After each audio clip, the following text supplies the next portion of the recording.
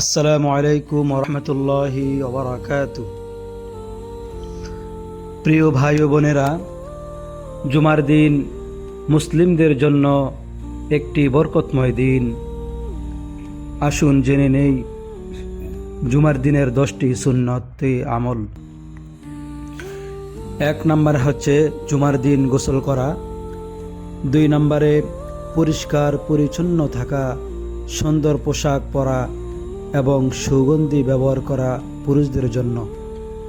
3 নম্বর হলো সকাল থেকে বেশি বেশি দুরূদ শরীফ পড়া। যে কোনো দুরূদ শরীফ আমরা পড়তে পারবো ইনশাল্লাহ। 4 নম্বরে হচ্ছে সূরা আল কাহফ তেলাওয়াত করা। 5 নম্বরে হচ্ছে সময় মতো বা যতটা সম্ভব আগে মসজিদে যাওয়া। 6 নম্বরে হচ্ছে মনোযোগ দিয়ে খুতবা শ্রবণ করা এবং অপ্রয়োজনীয় কথা না বলা। 7 নম্বরে ইমামের সঙ্গে মনোযোগ সহকারে জুমার নামাজ আদায় করা।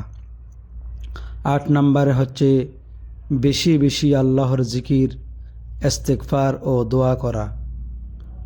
9 নম্বর হচ্ছে জুমার দিনে এমন একটি সময় আছে যখন দোয়া কবুল হয়, তাই আন্তরিকভাবে আল্লাহর কাছে দোয়া করা।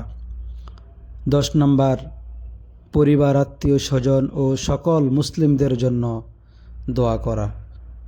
আল্লাহ রব্বুল আলামিন এই জুমার দিনের সুন্নতগুলি পালন করার তৌফিক দান করুন, আমিন।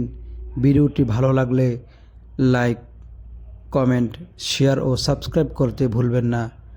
সবাইকে জুমা মোবারক। আল্লাহ হাফেজ।